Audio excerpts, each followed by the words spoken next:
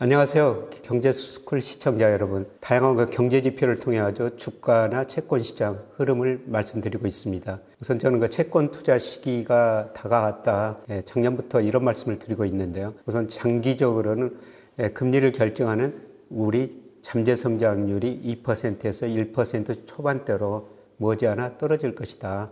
그리고 우리가 저축이 투자보다 많다. 그 다음에 기업들 자금 수요가 갈수록 줄어들면서 우리 대기업들이 가지고 있는 현금성 자산이 작년 말에 이제 916조 원이거든요. 그래서 은행이 채권을 살 수밖에 없다. 그래서 장기적으로 금리가 떨어질 가능성이 높다. 그리고 올 한 해만 보더라도 물가 상승률이 지난 4월에 2.9%로 낮아졌는데요. 아마 7월 무렵까지는 여기서 크게 벗어나지 않을 텐데 저는 8, 9월 4분기 가면서 물가 상승률이 2% 초반으로 떨어질 거라 보고 있습니다. 그런 물가 상승률은 거의 2% 근접할 거로 보고 있어요. 그러면 채권 수익률이 한 단계 더 떨어질 수 있다는 거죠. 제가 그 시기를 정확하게 예측할 수가 없습니다만은 시장금리의 하락은 한국은행한테 기준금리 인하 압박을 계속 넣고 있고요. 한국은행조차도 하반기 소비자 물가가 2.3% 그런 물가를 2.0%로 예상하고 있어요. 그러면 금리를 인하할 수밖에 없다는 것입니다. 그래서 채권 투자 시기가 아닌가 이런 말씀을 드리면서 여러분이 좀 궁금하다고 그러셔가지고 제가 채권의 기초 개념을 그 다음에 채권의 실전 투자까지 한 5회에 걸쳐가지고 여러분한테 설명을 드렸었습니다. 그런데 이번에 그 내용을 종합적으로 해가지고요 꼭 핵심적인 것만 여러분한테 전달 드리려고 합니다. 금융자산을 구성할 때 채권, 주식, 현금 이 적절한 비율을 구성해야 되는데요. 채권도 중요한 투자 자산 중에 하나라는 겁니다. 이런 식의 우리가 채권을 같이 좀 공부하셨으면 좋겠다. 이런 의미에서 같이 공부하시면서 같이 그 부를 이어갔으면 좋을 것 같습니다. 고맙습니다.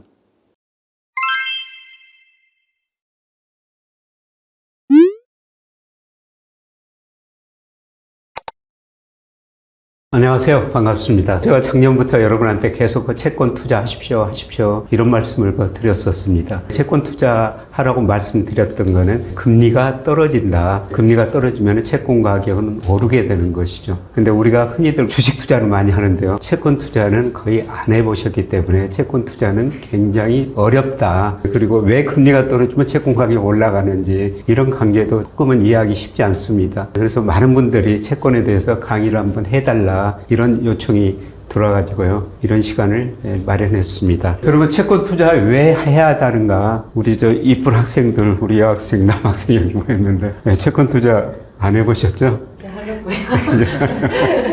근데 우리가 금융자산을 가지면 뭐에 투자합니까? 우선 은행에다 예금을 하죠. 두 번째, 보험연금을 들고요. 그 다음에 주식에 투자하고 채권에 투자합니다. 그래서 이건 한국은행 우리 개인들이 금융자산을 어디에 투자하는가 제가 그린 그림인데요. 빨간 선이 채권 투자예요. 굉장히 작게 나타나죠. 우리 전체 금융자산 중에서 채권 비중이 3%밖에 안 된다는 겁니다. 이거는 제가 늘 말씀드리면서 너무 낮다. 채권 투자를 좀 늘려야 된다. 은행 예금이 47% 정도 되거든요. 저는 은행 예금 들려면 차라리 채권 사시는 게 낫다. 이런 말씀을 드리면서 채권 비중이 제일 낮다는 겁니다. 그러면 채권 투자를 왜 우리가 해야 하느냐? 우리가 주식만 투자할 수 있죠. 근데 주식은 변동성이라는 게 굉장히 심합니다. 그런데 채권을 넣어놓으면요, 수익률을 안정적으로 관리를 할 수 있잖아요. 우리가 금융자산 투자할 때 꼭 포트폴리오를 구성해야 됩니다. 주식만 투자해서는 안 되고, 채권만 해서는 안 되고, 은행예금만 넣어서는 안 되죠. 경기 국면에 따라가지고 이 세 자산을 적절하게 조절해야지 우리 포트폴리오를 안정적으로 구성하고, 안정적으로 수익을 얻을 수가 있다는 것입니다. 주식을 사면요, 그 회사가 망하면은 완전히 다 손해봅니다. 그런데 특히 국채라는 것은 우리 정부가 발행하는 채권인데요. 그 만기가 되면은 원금은 주어지거든요. 저는 나이가 들수록 원금을 지키는 게 제일 중요하다. 특히 국채 같은 거 사면은 원금은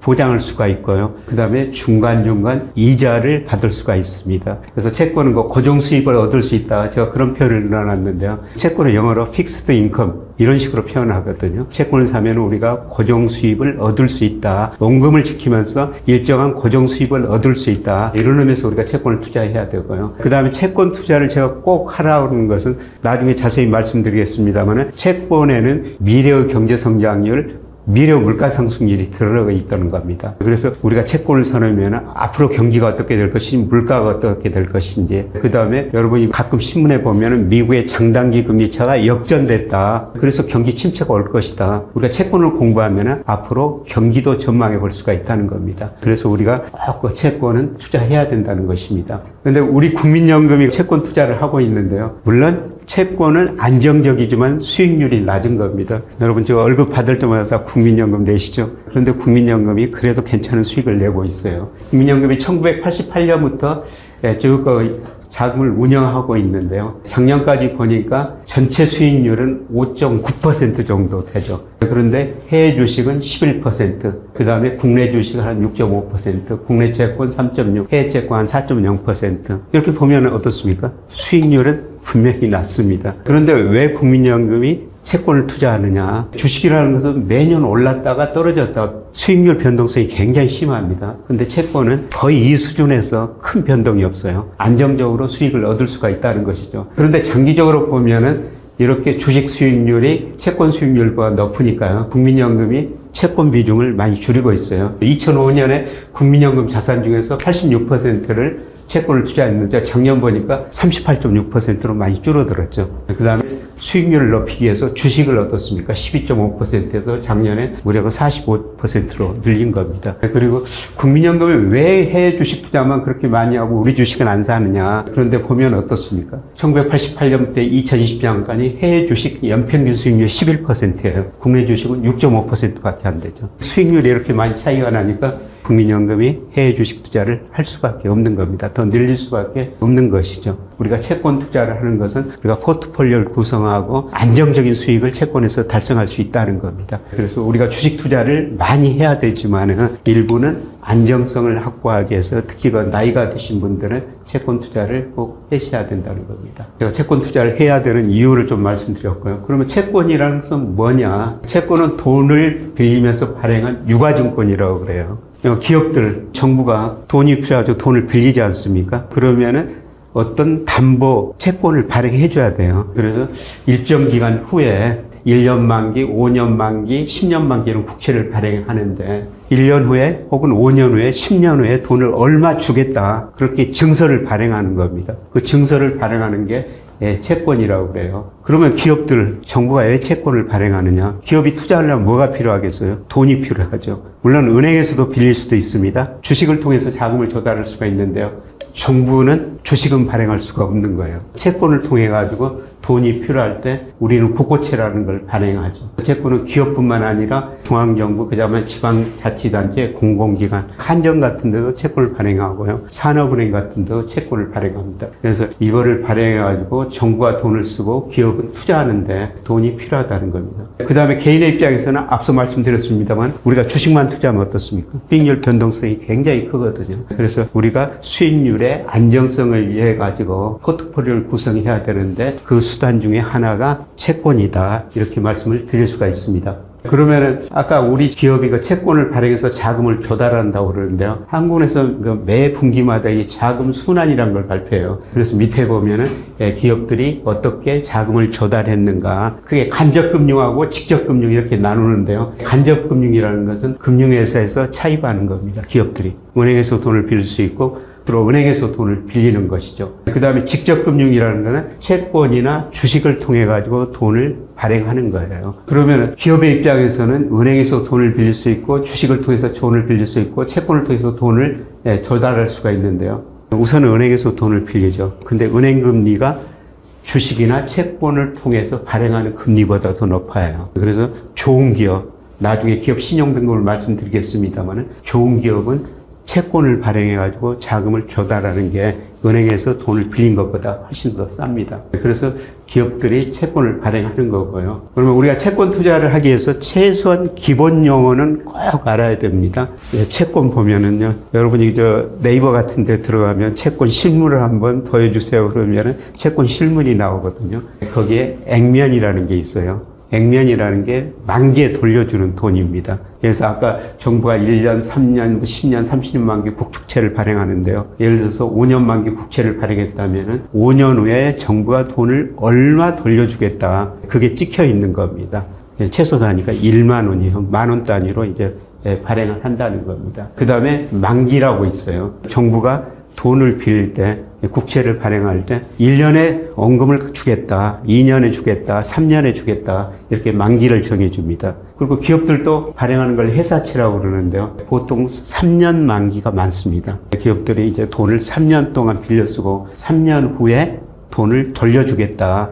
그래서 얼마를 발행하는데 몇 년 후에 돌려주겠다. 이게 이제 만기라고 그럽니다. 그 다음에 표면 이율인데요. 돈을 빌려면 어때야 되겠습니까? 이자를 줘야 되겠죠. 기업들이 돈을 빌기 위해서 회사채를 발행하고 정부는 돈을 쓰기 위해서 국채를 발행하는데요. 원금만 주면 누가 그거를 사겠습니까? 그래서 이자를 줘야지 우리가 회사채도 사고 국채도 사죠. 그래서 만기에 지급해야 될 이자를 표면 이율이라고 그래요. 만기에 지급하는 이율입니다. 그 다음에 이자를 지급하는데요. 이자 지급 방식이 여러 개 있어요. 이표채라고 그러는데요. 이자 지급 주기를 정해줍니다. 만기에 얼마 주겠다 혹은 3개월에 얼마 주겠다, 6개월 단위로 얼마 주겠다. 이자를 이렇게 채권 발행할 때 다 정해주는 거거든요. 그 다음에 할인채라는 것은 일부 공공기관이 발행하는데 이거는 이자를 미리서 계산해 버립니다. 그냥 이자를 먼저 주는 거예요. 이자를 먼저 주고 만기에 원금만 주는 겁니다. 그래서 투자자들이 지금 이자가 필요하다면은 할인채를 사는 게 되는 거죠. 이자를 미리서 줘버리니까. 그 다음에 복리채. 이자가 3개월, 6개월 단위로 준다고 약속했는데 실제로 지급 안 하고 그 돈을 다시 그 회사들이 운용해가지고 이제 복리로 나중에 한 번에 주는 거를 복리채라고 그래요. 근데 복리채는 거의 발행이 안 됩니다. 그리고 이표채, 할인채인데요. 그 다음에 경과기간, 잔존기간이 있는데요. 경과기간이라는 것은 예를 들어서 정부가 오늘 그 채권을 발행했다. 오늘 그 2024년 3월 12일이지 않습니까? 그런데 예를 들어서 4월 12일 됐다면은 정부가 채권을 발행하는 지 1개월이 지났다. 그게 이제 경과기간이라고 그러고요. 그리고 예를 들어서 잔존기간이라는 것은 예를 들어서 국고채를 3년짜리를 발행했다면은 어떻습니까? 지금 예를 들어서 아까 제가 2014년 3월 12일 날 발행했는데 4월 10일이라면 한 달 됐는데 그런데 4월 12일 날 후에 만기가 3년이니까 얼마가 남았어요? 2년 11개월이 남았죠. 이런 것들을 잔존기간이다. 이런 식으로 표시합니다. 그래서 여러분이 이 채권을 공부할 때 이런 기본적인 용어는 꼭 알아두시는 게 좋습니다. 그러면 그 채권에 어떤 채권이 있느냐? 발행 주체에 따라 가지고요. 국채, 국고채는 정부가 발행하는 거예요. 각국 정부가 어떻습니까? 돈을 써야 되는데 세금을 걷는데 세금이 부족하면 어떻습니까? 지출을 늘리기 위해서는 부족한 자금을 조달하기 위해서 정부가 국채를 발행해서 쓰는 거예요. 그 다음에 지방채라는 거는 지방정부가 발행하는 거고요. 그 다음에 특수채라는 것은 예를 들어서 특수한 기업, 예를 들어서 우리나라가 산업은행 같은 게 특수한 금융기관으로 분류가 되거든요. 산업은행이 발행하는 채권을 특수채라고 그럽니다. 그 다음에 금융채, 일반 은행이 채권 발행할 수 있죠. 증권회사도 채권을 발행할 수가 있는 거예요. 이런 것들을 금융채라고 그러고요. 그 다음에 일반 회사들이 발행하는 것을 회사채라고 그럽니다. 이런 정부나 기업들이 채권을 발행하는 이유는 뭐라고요? 돈이 필요해서 정부가 돈을 쓰기 위해서 기업은 운용자금이나 투자자금을 마련하기 위해서 회사채를 발행하는 겁니다. 그 다음에 현금 흐름이라고 그러는데요. 원리금 일시상환 채권이라는 게 있어요. 그러니까 3년 만기 채권을 발행했다면 3년 후에 원금과 이자를 다 주는 게 그런 원리금 일시상환 채권이라고 그러고요. 그 다음에 현금으로는 중도 발생 채권. 근데 여러분이 채권을 사면서 매년 그 어르신들은 뭡니까? 직장에 안 다니니까 매월 그다음에 뭐 3개월 단위로 6개월 단위로 돈이 필요하죠. 그래서 어떤 회사들이 정부가 채권을 발행하면서 3개월 단위로 혹은 6개월 단위로 뭐 1년 단위로 이자를 주는 거예요. 어떤 그 미국 회사들은 1개월 단위로 계속 그 이자를 주는 그런 회사들도 있습니다. 그래서 특히 그 어르신들 은퇴한 분들한테는 회사에서 받는 돈이 없기 때문에 이런 채권을 사면은 매월 이자를 받는 것이 되는 겁니다. 그 다음에 회사채를 발행할 때 예를 들어서 어떤 회사가 채권을 발행했다면은 그 회사가 3년 만기 채권을 발행했는데 3년 지나고 돈을 못 줄 수도 있거든요. 그래서 과거에는 금융회사들이 보증을 했어요. 그래서 A라는 회사가 채권을 발행하는데 3년 지나고 그 회사가 돈을 못 줄 수도 있죠. 그 회사가 어려워져가지고. 그러면은 그거를 보증한 은행이 내줘야 했었어요. 그래서 과거에는 보증채를 발행했는데요. 지금은 보증채 거의 없습니다. 회사들이 다 자기 신용으로 발행하는 거예요. 그래서 지금은 거의 다 무보증채라고 그럽니다. 그런데 이제 무보증채를 발행하기 위해서는 신용평가 회사들이 그 회사가 채권을 발행할 때 나중에 보여드리겠지만 쭉 채권 등급을 줘요. 트리플 A, 뭐 AA, BBB 뭐 이런 등급을 주거든요. 그 등급에 따라 수익률이 달라지는 거예요. 보통 우리가 회사채 수익률이 뭐 3.5%, 3.7%다 그러는데요. 등급이 AA-입니다. 그런데 등급이 낮은 거 BB- 등급, 지금 수익률이 10%입니다. 그 의미는 뭐죠? 신용이 좋은 회사들은 이자를 싸게 주고 돈을 빌리는 거예요. 근데 신용이 나쁜 회사들은 어떻습니까? 굉장히 비싼 돈을 주고 빌려야 된다는 겁니다. 그래서 어떤 회사가 신용 등급이 AA면요. 지금 3.5% 회사채를 3.5% 금리 주고 돈을 빌릴 수가 있는데요. 신용 등급이 BBB-면은 10%라는 돈을 주고 채권을 발행해야 돼요. 왜 그렇습니까? 신용이 낮은 회사들은 나중에 돈을 못 갚을 수가 있죠. 그래서 지금은 보증채는 없고 거의 다 무보증채로 발행하는데요. 신용 등급에 따라 가지고 수익률 차이가, 금리 차이가 굉장히 많이 난다는 겁니다. 담보 채권, 어떤 걸 담보로 채권을 발행하는데요.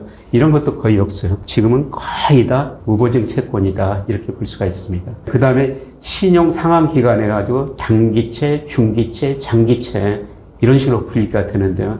이거는 뭐 분류 기준에 따라 답니다. 그러나 보통 단기채라는 것은 만기가 1년 이하, 그 다음에 장기채라는 것은 5년 이상, 이런 것들을 장기채로 분류를 합니다. 그 다음에 뭐 중기채는 이 사이에 있는데요. 그래서 뭐 채권의 분류는 이런 식으로 기본적으로 분류가 된다. 이렇게 아시는 게 좋고요. 우리가 주식 투자도 하고 채권 투자를 하는데요. 주식과 채권 차이점, 여러분이 다 아시겠지만은 그래도 한번 같이 살펴보면요. 채권이라는 거 아까 말씀드렸습니다만은 정부가 국채 발행할 수가 있죠. 그 다음에 지자체, 지방자치단체가 지방정부 채권을 발행할 수가 있습니다.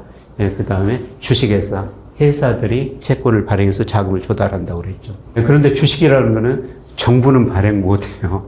주식회사만 주식을 발행할 수가 있는 겁니다. 그 다음에 자본의 성격은 채권은 타인 자본이라고 그럽니다. 만기가 되면은 돈을 되돌려줘야 돼요.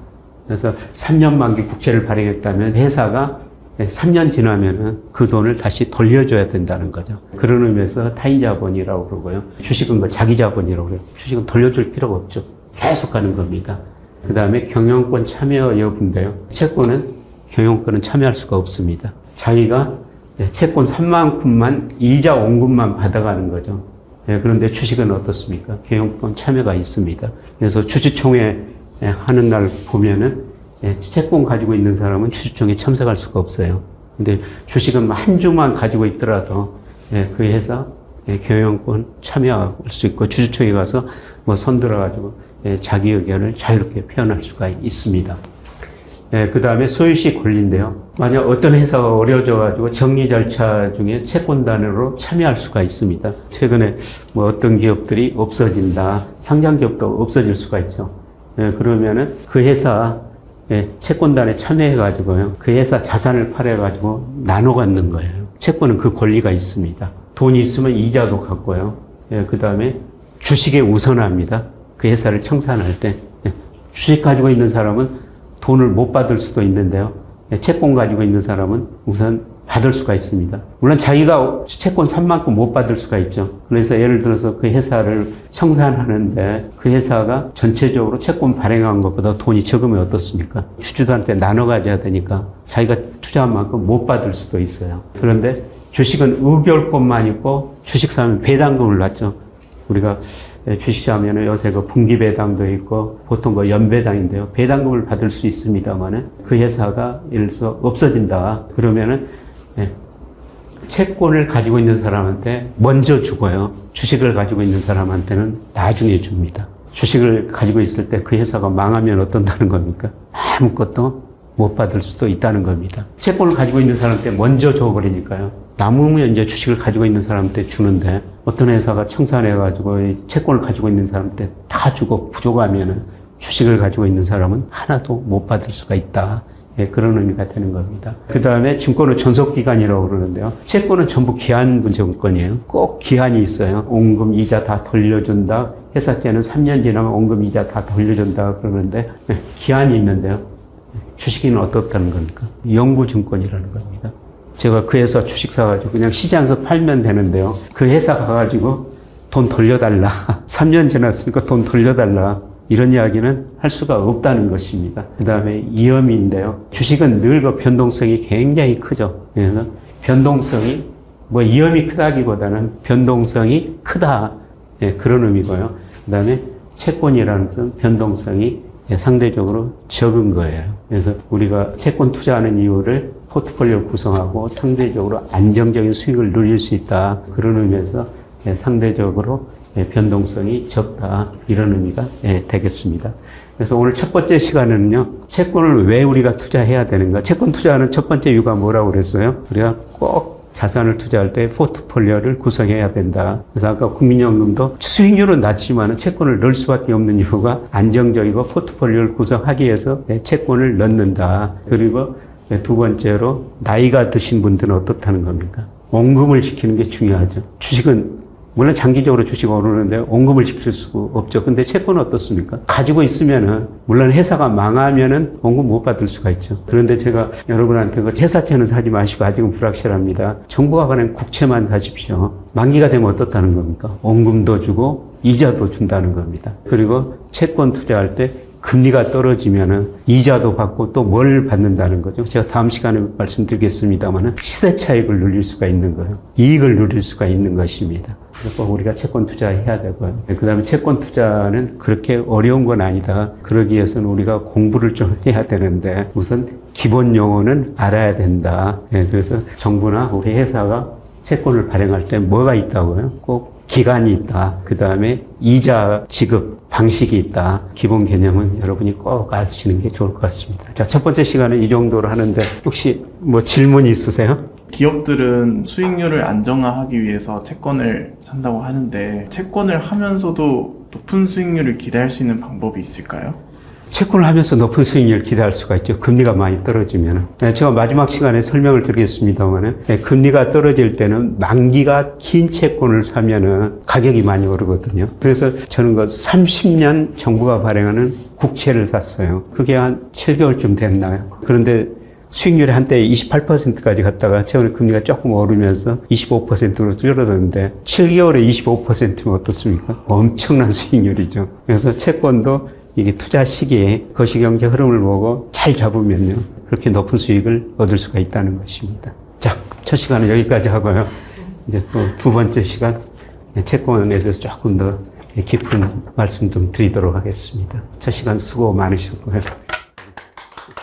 안녕하세요. 지난 시간에 채권의 기본 개념에 대해서 설명을 드렸고요. 우리가 왜 채권 투자를 해야 되는가 그런 말씀을 드렸습니다. 이제 두 번째 시간인데요. 가장 중요한 게 채권 가격과 금리의 관계. 사실 이걸 쉽게 설명하기에는 그렇게 쉽지는 않습니다. 금리가 떨어지면 채권 가격이 오른다. 그래서 제가 채권 투자하신 분들한테 일반 고객들한테 은행 가가지고 혹은 증권회사 가가지고 금리와 채권 관계를 설명해 줄 수 있는 직원이면 돈을 맡기셔도 된다. 이런 말씀을 드립니다만 그렇게 쉽게 설명은 쉽지 않다는 겁니다. 그래서 제가 우선 수치로 한번 설명을 드리고요. 그래서 여러분이 꼭 생각을 하셔야 됩니다. 그래서 수치로 설명을 드리고 그 다음에 좀 그림까지 그려가지고 제가 학교 비로소 설명하는 내용을 설명을 드릴게요. 그래서 이거는 여러분이 책 보고 좀 공부를 하셔야 됩니다. 이거는 제가 한국은행 알기 쉬운 경제지표에서 그대로 인용한 겁니다. 그래서 거기서 좀 수치로 쉽게 설명을 드렸고요. 네, 그래서 금리가 떨어지면은 우리 채권 가격 올라간다. 그래서 금리가 떨어질 때 우리가 채권을 사야 된다. 이런 말씀을 계속 드렸는데요. 1년 후에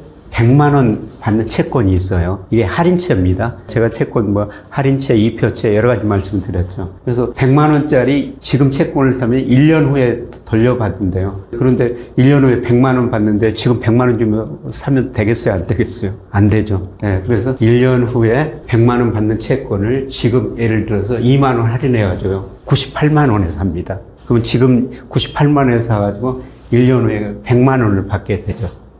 네, 그러면 98만 원 투자해가지고 1년 후에 얼마를 받아요? 2만 원을 받게 되는 거죠.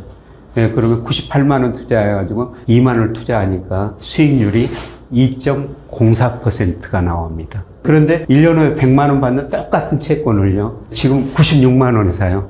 4만 원 할인해가지고 1년 후에 100만 원을 받는 거죠. 그러면은 96만 원 투자해가지고 1년 후에 100만 원 받으니까 수익률이 얼마예요? 4.17%가 되는 겁니다. 그러면은 예를 들어서 4.17%의 채권 가격이 96만 원이었죠.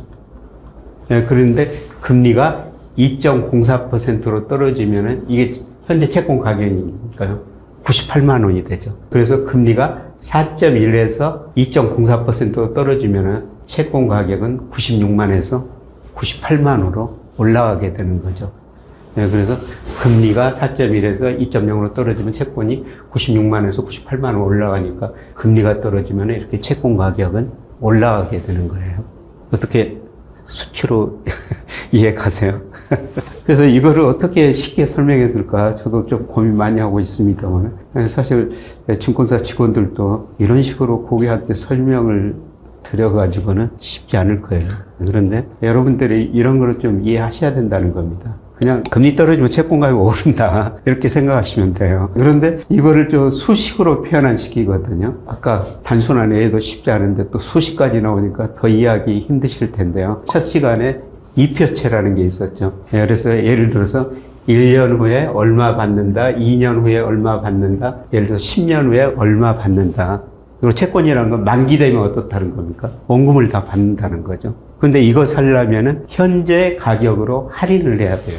그래서 여기서 I1, I2라고 했지만은 이게 1년 후의 금리고 이거는 2년 후의 금리고 N년 후에 이렇게 금리가 되는 거예요. 그 다음에 만기가 되면 N이 10년 만기라면 10년 후에 금리가 얼마가 될지 이런 걸 다 계산해가지고 현재 가격을 계산하는 거예요. 근데 이 식에서 보시다시피 어떻습니까?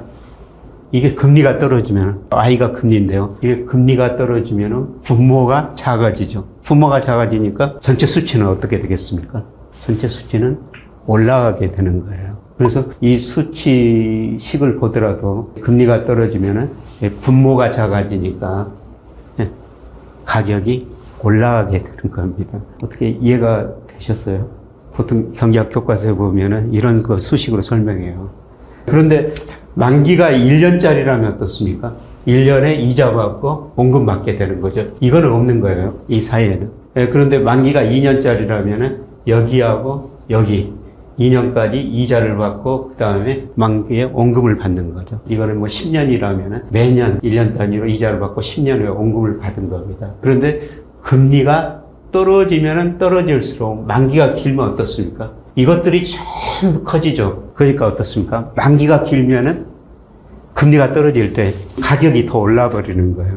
그래서 제가 다음 시간에 말씀드리겠습니다만 금리가 떨어질 때는 만기가 긴 채권을 사야 된다. 제가 정부가 발행하는 30년 국채를 샀다. 그건 앞으로 금리가 떨어질 가능성을 이야기하는 거예요. 그래서 이 수식에서 보는 것처럼 금리가 떨어지면은 분모가 줄어드니까 전체 이 수치들이 다 올라가는 거예요. 그래서 금리가 떨어지면 채권 가격이 올라가게 되는 겁니다. 만기가 길면은 만기가 길수록 이것들이 매년 플러스가 돼 있으니까 더 커지니까 만기가 길수록 금리가 떨어질 때는 채권 가격이 더 오른다 이렇게 볼 수가 있어요. 우리가 모든 가격은 수요 공급에서 결정되는 거예요. 그래서 여기가 채권 시장이 있고요. 그 다음에 여기가 자금 시장이 있습니다. 그래서 모든 게 수요 공급에서 결정되는데, 그래서 여기가 채권 시장이라면요, 채권의 가격이 있고 채권 거래량이 있어요. 그 다음에 수요 곡선이라는 건 늘 우하향입니다. 여러분이 어떻습니까? 가격이 싸면 더 많이 사게 되는 거죠. 예를 들어서 사과 가격 요새 많이 올랐습니다. 사과 가격이 비싸니까 어떻습니까? 우리가 덜 사는 거예요. 사과 가격이 떨어지면 어떻습니까? 우리가 사과 더 많이 사서 먹죠. 그 다음에 공급 곡선은 항상 보통 우상향을 해요. 사과 가격이 비싸면 어떻습니까? 사과 제거자는 더 공급을 늘리려고 그러죠. 그래서 모든 가격은 수요 공급에서 결정되는데요. 근데 채권 공급은 누가 한다고 그랬어요? 아까 정부도 하고 회사도 한다고 그랬죠. 그 다음에 채권 수요는 누가 해요? 금융회사도 사지만은 우리 개인들이 채권을 사는 거예요. 우리 개인들이 채권을 직접 살 수도 있고, 그 다음에 우리가 금융회사, 은행에나 자산운용사에 맡기면은 이 사람들이 대신 그 채권을 사주는 겁니다. 금융회사들도 자기 돈 가지고 아까 국민연금도 자산배분자면서 채권을 사고 판다고 그랬죠. 채권의 수요 공급에서 여기서 채권 가격이 결정되고 이렇게 채권 거래량이 결정되는 거예요. 그런데 이게 이제 자금시장하고 함께 이루어지는데요. 자금시장에서는 돈의 거래량하고 여기서 금리가 결정되는 겁니다. 그런데 예를 들어서 정부가 채권을 발행했다. 삼성전자는 요새 돈이 많으니까 회사채 발행 안 합니다. 발행할 필요가 없어요. 근데 예를 들어서 삼성전자가 회사채를 발행했다. 그러면 돈이 필요해서 채권을 발행하는 거죠. 그래서 채권 발행자는 돈이 필요해서 되니까 자금시장에서는 돈의 이렇게 수요자가 되는 거예요. 그 다음에 채권을 산 사람들은 돈을 주고 채권을 사죠. 돈의 이렇게 공급자가 되는 겁니다. 이런 식으로 이제 돈의 공급자가 되는 거죠. 돈의 수요와 공급이 만나는 점에서 금리가 결정되고요. 그 다음에 여기서 돈의 거래량이 결정됩니다. 그런데 예를 들어가지고 우리 지금 정부 재정 적자가 많이 늘어나고 있거든요. 좀 세금은 덜 거치고 정부가 쓸 돈이 많으니까 그럼 그걸 보완해서 정부가 뭐를 발행해야 돼요? 국채를 발행할 수밖에 없죠. 국채를 발행하면요. 국채 공급 곡선이 이런 식으로 우측으로 이동해요. 그러니까 모든 가격이 그렇지만 공급이 늘어나면은 사과 공급이 늘어나면 사과 가격이 떨어지는 겁니다. 그러면은 정부가 국채를 발행했다면 공급 곡선이 이런 식으로 우측으로 이동하니까 국채 가격은 떨어지고 물론 이제 거래량 이렇게 늘어나는 것이죠. 그러면 정부가 이렇게 국채를 발행했다는 것은 자금 시장에서 뭐가 필요한 거예요? 돈이 필요한 거죠. 돈의 수요가 늘어나는 겁니다. 그래서 정부가 국채를 발행했다면은 채권 시장에서 채권 발행이 늘어났지만은 자금 시장에 이렇게 돈의 수요가 늘어난 거예요. 돈의 수요가 늘어났으니까 어떻습니까? 새로운 수요 곡선과 공급점, 여기서 이제 균형이 결정해가지고 금리가 이렇게 오르게 됩니다. 그래서 정부가 채권을 발행하면 어떻습니까? 채권의 공급 곡선이 늘어가지고 채권 가격은 떨어지지만 금리는 어떻습니까? 이렇게 올라가게 되죠.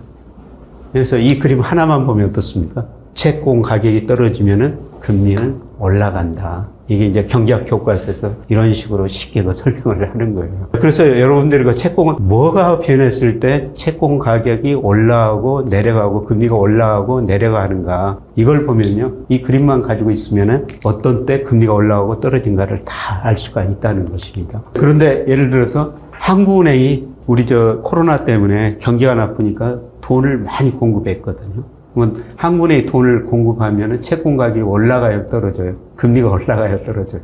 그래서 여기다가 그대로 한번 놔두면요. 자, 한국은행이 경기가 나쁘니까 돈을 발행했어요. 그러면 한국은행이 이렇게 돈을 발행을 늘리면은 이 돈들이 어디로 가요? 우선 은행으로 가죠. 그러면 은행은 어떻습니까? 이 돈을 대출을 해서든지 아니면은 유가증권 투자를 해야 돼요. 유가증권이라는 게 금융시장에 보면은 주식 아니면은 채권이죠. 한국은행이 돈을 발행할 때 은행한테 돈을 주면은 은행은 가계 기업 대출도 늘리지만은 주식이나 채권을 사거든요. 근데 은행들이 위험하다고 주식은 거의 안 삽니다. 주로 채권을 삽니다. 그러면은 채권 이렇게 수요가 늘어난 거예요.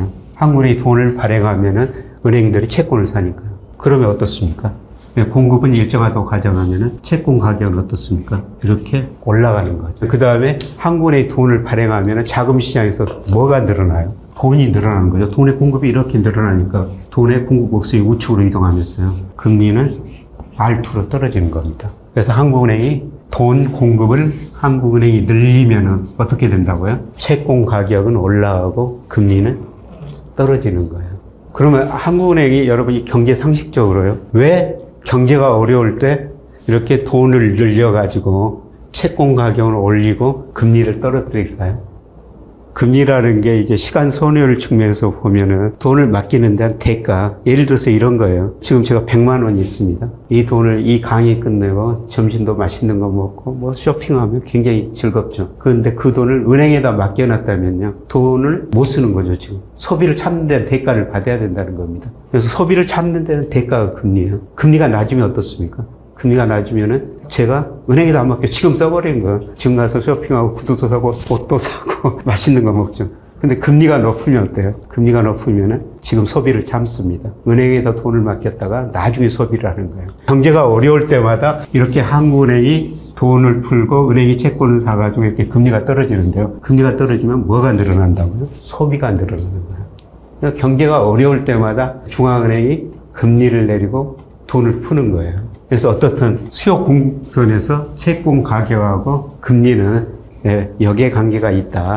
이렇게 설명을 해볼 수가 있는 거죠. 그래서 제가 금리가 떨어지면 채권 가격은 올라간다. 그런 거를 세 가지 측면에서 설명을 드렸습니다. 분명히 하기 위해서 제가 수치로 설명을 했고요. 그 다음에 경제학 교과서에 나오는 이런 식으로 한번 설명을 했습니다. 이 식을 제가 설명하는 거는 만기가 길수록 금리가 떨어질 때는 가격이 더 올라 버린다.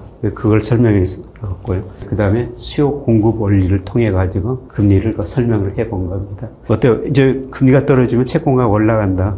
좀 이해가 되셨죠? 그 다음에 이제 금리의 그 기간 구조라고 있어요. 미국 정부나 우리 정부나 국채를 발행하죠.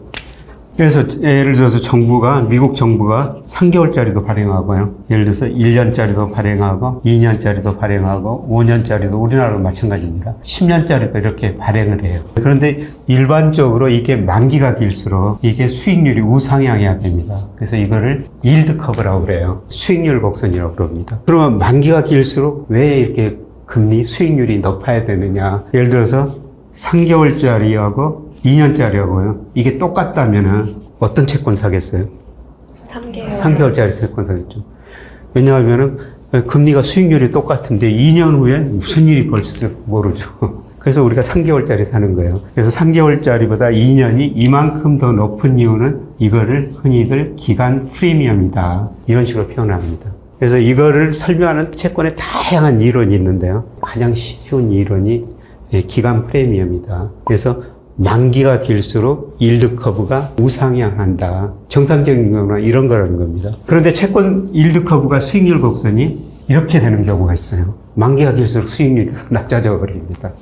어떤 때 이런 일이 벌어지겠어요? 제가 곧바로 설명해 드리겠습니다만 이런 거 채권 금리라는 건 다 명목 금리라고 그러는데요. 명목 금리는 실질 금리 플러스 예상 물가 상승률이다. 이게 흔히들 피셔 방정식이다. 이런 식으로 이야기하는데요. 근데 이 실질금리라는 건 사전적으로 추정할 수 없습니다. 그래서 우리가 보통 실질 GDP 성장률을 실질금리 대응 변수로 사용해 버리거든요. 그런데 만기가 길수록 이렇게 수익률이 더 낮다는 건 뭡니까? 갈수록 경제 성장률이나 물가 상승률이 떨어질 것이다. 시장에서 이런 기대를 하고 있는 거예요.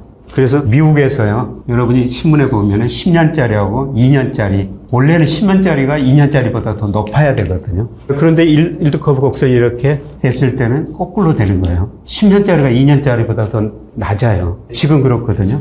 지금 미국 2년짜리가 4.8%인데, 이거는 4.1% 정도 돼요. 지금 미국 일드 커브가 이렇게 됐거든요.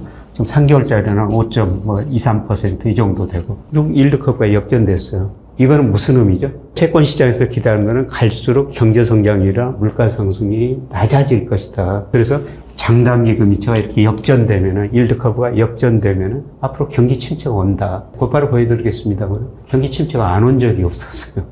그래서 일드 커브 가지고 우리가 미래의 경제 성장률을 예측할 수가 있다. 그런 의미가 되는 겁니다.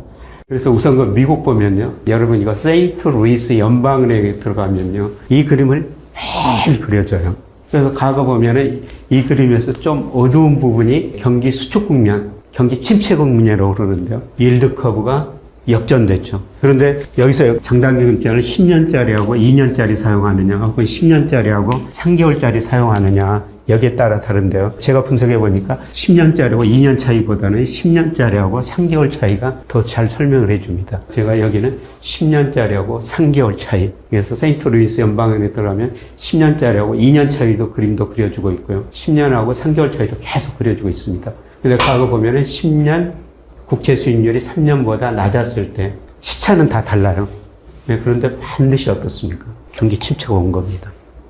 코로나 때도 미리서 이게 장단기금리차가 예측해 줬어요. 근데 최근에 어떻습니까? 장단기금리차가 역전됐다는 겁니다. 그 다음에 제가 여러분한테 앞으로 경기를 보기 위해서 선행지수 순환변동치를 보셔야 됩니다. 그런데 이 선행지수 순환변동치에 장단기금리차가 더 선행을 해버립니다. 그래서 제가 장단기금리차는 장기금리는 국고채 10년하고 단기금리는 1년짜리 차이를 비교해 놨는데, 물론 단기금리를 뭐 콜금리로 하든지 뭐 CD금리로 하든지 여러 가지 방법이 있어요. 근데 제가 해보니까 10년하고 1년 국채 수익률 차이가 선행지수 예측하는 데도 굉장히 중요하고요. 그리고 제가 여러분한테 매월 중간중간 보내드리지 않습니까? 10년 국채 수익률이 1년 이 차이가 우리 코스피에도 거의 1개월 정도 선행을 한다는 겁니다. 장단기 금리차는 어떻습니까? 매일 볼 수가 있으니까요. 이 장단기 금리차가 확대되면은 다음 달에 주가가 오른다는 겁니다. 이게 축소되면은 다음 달에 주가가 떨어진다는 거예요. 근데 작년 12월 달에요. 이게 마이너스로 크게 떨어져 버렸어요. 장단기 금리차. 그리고 어떻습니까? 1월에 코스피 떨어졌죠. 그런데 이게 2월에 이게 좀 반등을 했어요. 그러다 보니까 지금 오늘 2월에 주가 많이 올랐지 않습니까? 장단기 금리차를 보면은 앞으로 경기뿐만 아니라 주가도 예상할 수가 있다는 겁니다. 그래서 아까 제가 뭐라고 말씀드렸어요? 첫 시간에 우리가 애한시장, 주식시장, 채권시장이 있는데 주식시장보다는 채권시장이 좀 더 똑똑하더라. 이걸 이제 그런 지표를 알 수가 있는 거예요. 그래서 우리가 채권을 공부하면 뭐를 알 수가 있다고요? 앞으로 경기를 전망해 볼 수가 있다는 겁니다. 그래서 제가 첫 시간에 채권 투자할 이유 중에 하나는 포트폴리오 구성도 안정적인 수익도 특히 어르신들한테 중요하지만은 우리가 채권 투자를 하면은 앞으로 경기를 예상할 수가 있다는 것입니다. 그 다음에 금융시장이 안정적인가 불안정적인가 이것도 채권시장이 알 수가 있는 거예요. 그래서 우리나라 대표적으로 시장금리라는 건 국고채 3년하고요. 그 다음에 회사채는 등급이 다음 시간에 말씀드리겠습니다. AA- 등급이에요.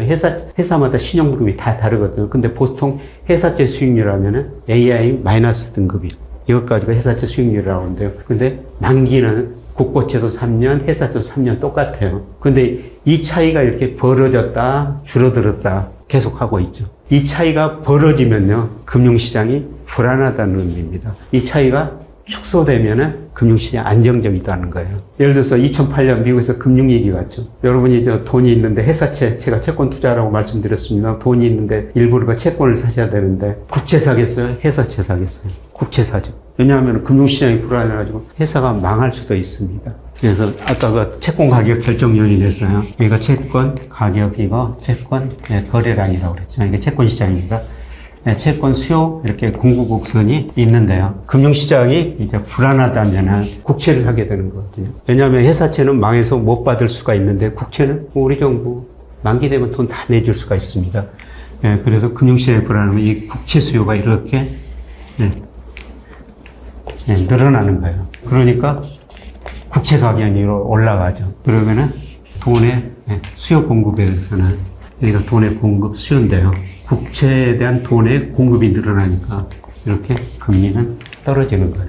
거꾸로 어떻습니까? 사람들이 불안하면은 회사채는 안 사죠. 회사채는 안 사니까 회사채 수요는 줄어들고 회사채 가격은 떨어지고 금리는 올라가는 거예요. 그래서 회사채하고 국고채 사이 이게 좁혀지면은 금융시장이 안정적이다. 이게 확대되면은 금융시장이 불안하다. 이렇게 좀 볼 수가 있는 겁니다. 최근에는 거의 큰 변동은 없어요. 두 개 다 큰 변동이 없어. 지금 뭐 2기도 아니고 그냥 거의 정상적인 수준이라는 겁니다. 근데 이 차이가 더 좁혀지면은 우리가 금융시장 안정적이다. 주식 마음 놓고 투자를 해도 된다는 거죠. 그런데 지금은 어떻습니까? 지금 좀 불안한 것 같기도 하고 좀 안정적인 것 같기도 하고 중립이라는 겁니다. 주가도 어떻습니까? 계속 제자리 걸음하죠. 그런데 이게 이렇게 많이 좁혀지면 어떻습니까? 금융시장이 안정적이니까 우리가 주식을 많이 사도 된다는 겁니다. 그래서 제가 이거는 월평균 그림인데요. 여러분이 조금 더 단기적으로 보시려면 어떻습니까? 그냥 이 금리라는 거는 매일매일 발표되거든요. 그런데 여러분이 도대체 금리를 어디서 봅니까? 뭐 여러 가지 수단에서 볼 수 있는데요. 그런데 여러분이 이거 거래하는 증권사 들어가면요. 근데 이 금리라는 거는 하루에 한 번밖에 발표 안 됩니다. 우리 주가지수라는 건 어떻습니까? 계속 뭐 초단 계속 발표가 되죠. 그런데 금리라는 거는 하루에 한 번밖에 발표가 안 돼요.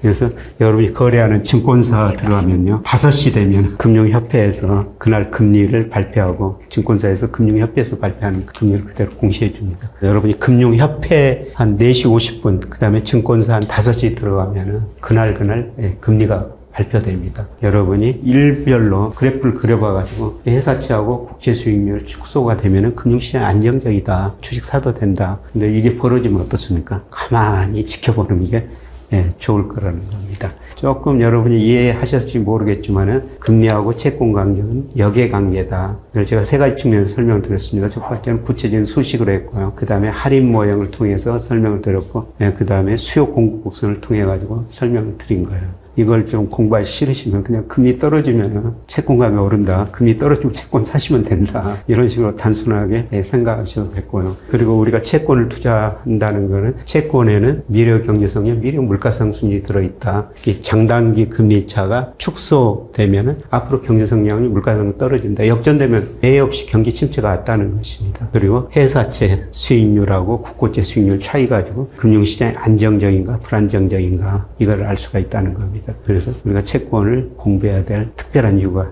있는 것이죠. 그러면 금리를 어떻게 예측할 것인가 거기에 따라서 채권 투자를 잘 해야 된다는 겁니다. 그래서 우리가 금리 결정 요인을 살펴볼 수밖에 없는데요. 흔히들 경제학 교과서에 보면은 피셔 방정식이라고 그래요. 그래서 우리가 시장에 관찰하는 금리는 명목금리입니다. 예를 들어 10년 국채 수익률이 3.4%다. 은행의 금리가 3.5%다. 이거는 다 명목금리라고 그래요. 근데 명목금리는 실질금리 플러스 물가상승률입니다. 근데 실질금리는 사전적으로 추정할 수 없어요. 그래서 실질금리 대형 변수로 실질 GDP 성장률을 사용합니다. 그래서 앞으로 경제 성장이 떨어지거나 물가상승률이 떨어지면은 금리가 떨어지고 이럴 때 우리가 채권 투자를 해야 된다는 겁니다.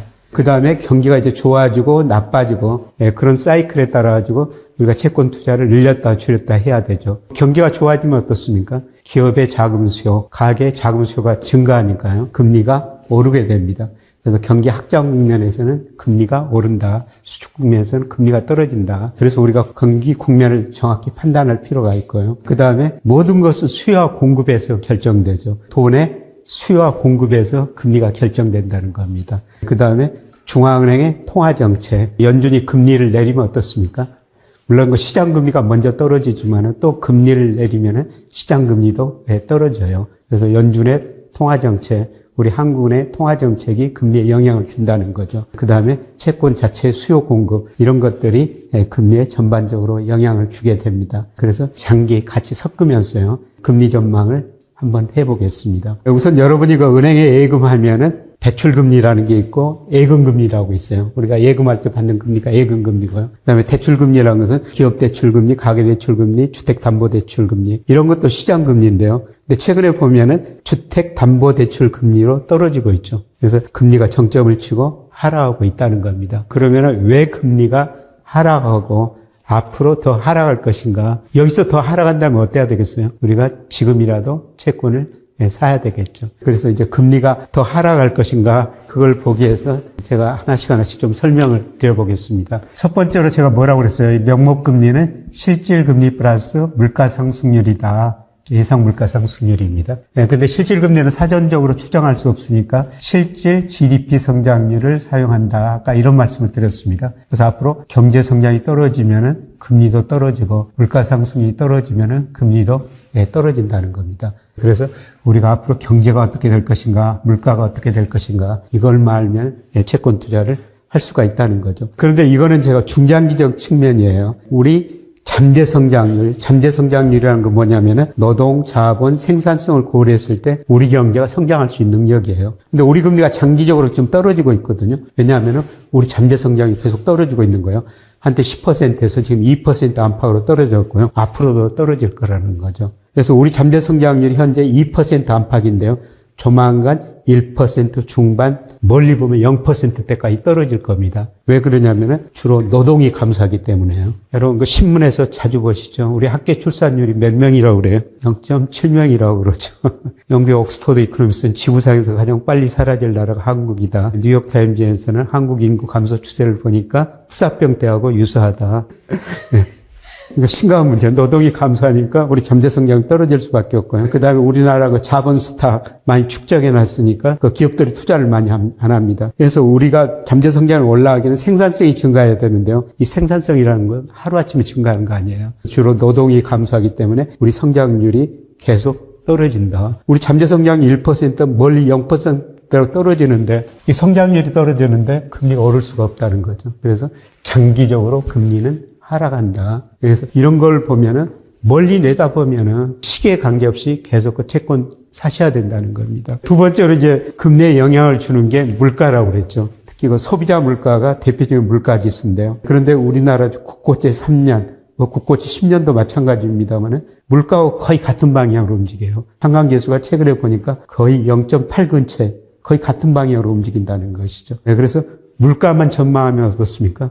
우리가 금리 전망을 할 수가 있다는 것입니다. 그래서 제가 물가는 올 하반기 한번 전망해 본 거예요. 물가를 전망해 보니까 물론 제 모델을 전망했는데요. 하반기로 갈수록 물가 상승률이 낮아집니다. 그러면 무슨 의미예요? 하반기로 갈수록 금리도 떨어진다는 거죠. 물가 상승이 낮아지니까 금리도 떨어진다는 겁니다. 그래서 장기적으로 보면은 우리 잠재 성장률이 계속 하락하니까 장기적으로 금리가 떨어질 수 있다. 시기에 관계없이 우리가 계속 채권을 사야 된다는 거고요. 그 다음에 단기적으로 보더라도 올 하반기만 보더라도 물론 제 전망이 틀릴 수도 있습니다. 물가 상승이 이렇게 떨어진다면 채권 가격은 올라간다는 겁니다. 그래서 우리가 채권 투자를 계속 하반기 내다보고 단기적으로도 해야 된다. 이렇게 볼 수가 있습니다. 그 다음에 돈의 수요와 공급에서 채권 가격이 결정되는데요. 그게 국민경제 전체적으로 저축이라는 게 있고 투자라는 게 있습니다. 저축이라는 거는 돈의 공급이에요. 그 다음에 투자라는 거는 돈이 있어야지 투자하지 않습니까? 돈의 수요입니다. 근데 97년에 외환위기 전에는요, 우리 기업들이 정말 투자를 많이 했어요. 투자가 저축보다 많았죠. 그래서 투자가 저축보다 많으니까 돈의 수요가 공급보다 많은 거예요. 돈이 부족했죠. 그래서 우리 경제가 고금리 경제였었습니다. 근데 97년에 외환위기를 겪으면서 어땠습니까? 저축률이 확 떨어져 버렸지 않습니까? 우리 외환위기를 겪으면서 우리 30대 재벌 중 11개가 해체된 거예요. 그래서 우리 기업들이 깨달은 거는 이제 가인 투자하면 망하구나. 이걸 깨달은 거예요. 그래서 기업들 투자가 좋은 말로 합리화된 거죠. 투자율이 이렇게 많이 떨어져 버리니까 저축이 투자보다 높아졌죠. 쉽게 말씀드려서 이 부호가 바뀌었다는 겁니다. 저축이 투자보다 많아져 버렸죠. 돈의 공급이 수요보다 많아졌다는 겁니다. 그래서 어떻습니까? 돈의 수요가 공급보다 많고 돈이 남아도는 경제인가 구조적으로 저금리 경제로 접어든 겁니다. 최근에 이 갭이 좁혀지고는 있습니다만 아직도 저축이 투자보다 많습니다. 전반적으로 돈이 남아도는 경제다. 물론 제가 돈이 남아도는 경제다 이런 말씀을 드리면 중소기업 하시는 분들 굉장히 어렵습니다. 중소기업 하시는 분들 다는 안 그렇지만 일부 중소기업들 굉장히 어렵죠. 돈이 지금 부족한 상태거든요. 그런데 작년 9월 말 현재 보니까 우리 기업들이 가지고 있는 현금성 자산이 907조 원나 돼요. 대기업들은 돈 엄청 많이 가지고 있다는 겁니다. 그래서 돈이 남아도는 경제이기 때문에 금리는 떨어질 수밖에 없다. 이렇게 좀 볼 수가 있는 거예요. 그 다음에 이제 세 번째 가장 중요한 포인트인데요. 자, 여러분이 은행에다 돈을 맡기면은 은행은 어떤 식으로 운용해가지고 여러분한테 원리금을 내주죠? 대출 아니면은 유가증권 투자를 하게 됩니다. 그래서 대출은 가계대출이 있고 기업대출이 있고 유가증권이라는 건 주식 아니면은 채권이에요. 근데 가계는 자금 잉여주체라고 그럽니다. 가계는 전체적으로 금융회사에 저축한 돈이 빌려 쓴 돈 많아요. 그래서 아직 거의 2023년 통계는 발표가 안 됐습니다만은 2022년 통계 보니까요. 우리 가계가 금융회사에 저축한 돈이 빌려 쓴 것보다 무려 183조 원이나 많습니다. 가계는 전체적으로 자금 잉여주체라는 거죠. 근데 기업은 자금 부족주체라고 그래요. 기업은 돈 빌려가지고 투자하는 데죠. 근데 우선 일본 사례를 보니까요. 여기는 GDP 대비 제가 규모로 퍼센트로 나타냈습니다만 일본 가계 당연히 자금 잉여 주체죠. 금융회사 저축한 돈이 빌려 쓴 돈만 많다는 겁니까? 비금융 기업, 금융업을 제외하면 기업인데요. 이 기업이 98년부터 자금 잉여 주체로 전환이 돼버립니다. 기업이 쉽게 말씀드려서 은행에 저축한 돈이 빌려 쓴 돈보다 많아져 버렸다는 거죠. 그러면 가계도 저축, 기업도 저축, 대출이 안 되죠. 대출이 안 되면은 은행이 뭐를 해야 되겠어요? 유가증권 투자를 늘릴 수밖에 없죠. 근데 은행이 위험하다고 주식을 안 삽니다. 뭐만 사죠?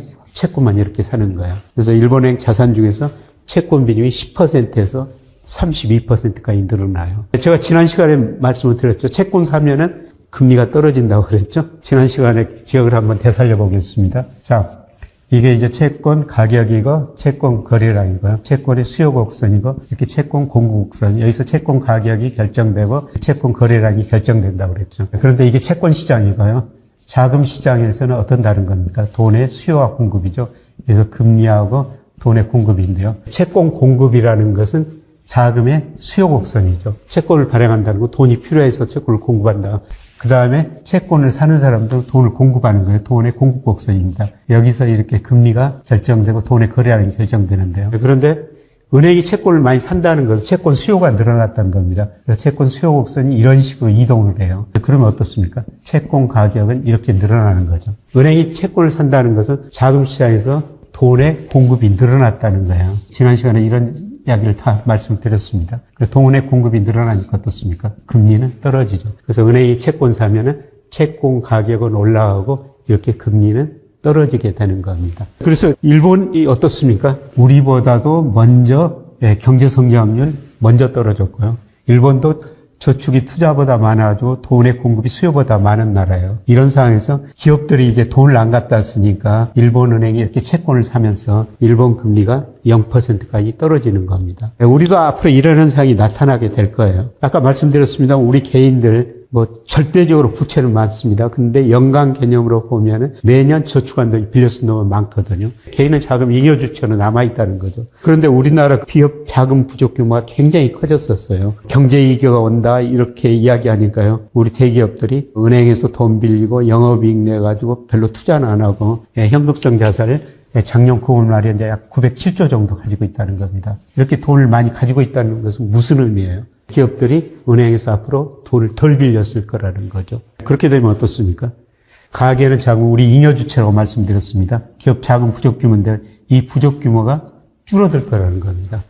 그리고 앞으로 우리 경제에 꼭 생각해 볼 것은요. 가계부채가 많으니까 우리 정부가 가계부채를 억제하고 있습니다. 대기업들이 돈이 이렇게 많으니까 은행 돈을 덜 빌렸을 거라는 거죠. 그러면 은행들은 어떻겠습니까? 대출 수요가 상대적으로 줄어드니까요. 일본처럼 우리 은행들도 채권을 살 수밖에 없다는 거라는 겁니다. 그래서 채권 규모는 굉장히 빠른 속도로 늘어나고 있지 않습니까? 전체 자산 중에서 비중도 이제 늘어난 추세예요. 그래서 금리를 결정하는 경제 성장률 떨어지고, 그 다음에 돈의 공급이 수요보다 많고, 앞으로 은행이 채권 사면서 금리는 장기적으로 하락할 가능성이 높다는 겁니다. 그래서 이런 의미에서 제가 장기적으로 계속 채권을 사십시오. 이런 말씀을 드립니다. 지난 시간에 말씀을 드렸습니다만은 금리가 하락하는 국면에는 어떻습니까? 만기가 짧은 거 사야 된다고 그랬어요. 만기가 긴 거 사야 된다고 그랬어요. 만기가 긴 거 사야 된다고 그랬죠. 금리가 하락할 때는 만기가 긴 것이 가격이 더 오른다는 겁니다. 그래서 금리는 장기적으로 하락하니까 만기가 긴 채권을 계속 장기적으로 사야 되고요. 그 다음에 단기적으로는 아까 제가 하반기, 물론 물가 재전망입니다. 물가 상승이 이렇게 떨어진다는 거죠. 그래서 하반기에도 금리가 더 떨어질 수 있다. 단기적으로, 장기적으로 우리가 채권은 꼭 사셔야 된다. 이런 말씀을 드렸습니다. 그 다음에 한국은행 기준금리인데요. 한국은행이 기준금리를 올렸다 내렸다 하죠. 그런데 제가 시중금리하고 기준금리하고 관계를 보니까요. 국고채 10년 혹은 3년 대표적인 이런 것들이 시장금리인데요. 이게 기준금리에 거의 같은 방향이지만 조금 선행해요. 그 다음에 통계적으로 인과관계를 분석해 보니까 이 국고채 10년 시장금리가 원인이 되고 기준금리가 결과라는 겁니다. 그래서 쉽게 설명드리면 이 기준금리를 국고채 10년이 많이 설명해 준다는 겁니다. 근데 최근에 국고채 10년이 기준금리 밑으로 떨어져 버렸습니다. 그러니까 쉽게 말씀드리면 시장은 한국은행한테 기준금리 인하해라 이렇게 압박을 하는 거죠. 근데 한국은행이 지금 기준금리 못 내리고 있죠. 계속 3.5% 유지하고 있는데요. 물가 때문에 그럽니다. 그런데 앞서 말씀드렸습니다. 물가 상승률이 제 예상대로 하반기에 2% 초반대로 떨어지면 어떻게 되겠어요? 한국은행이 기준금리를 인하하겠죠. 기준금리를 인하하면은 또 시장금리는 한 단계 떨어진다는 것입니다. 그래서 한국은행 통화정책을 보고 이제 우리가 채권 투자를 해야 되는데요. 그런데 중요한 거는 한국은행이 여기서 금리를 올리지는 않는다는 것이죠. 내릴 시기만 찾고 있다는 거죠. 그러면 기준금리 내리면 시장금리도 더 떨어진다는 겁니다. 이런 의미에서 우리가 금리는 떨어진다, 채권 투자를 해야 된다, 이런 이야기를 할 수가 있는 거고요. 그런데 이게 이제 복잡하지만은 한마디로 이런 거예요. 경기라는 게 늘 좋아졌다, 나빠졌다, 이런 사이클이 반복된다고 그랬죠. 그래서 여기를 경기 저점이라고 그러고, 여기를 경기 정점이라고 그래요. 그 다음에 저점에서 정점까지를 경기 확장 국면, 그 다음에 정점에서 다음 저점까지를 수축 국면, 이런 식으로 표현하죠. 조금 더 세부적으로 분석하면요. 경기 회복 초기를 회복 국면이라고 그러고요. 그 다음에 여기를 하락 국면, 수축 국면, 침체 국면, 이런 식으로 경기를 나눌 수가 있거든요. 그런데 경기가 저점을 치고 회복되면 어떻습니까? 회복되면은 기업이 투자를 하죠.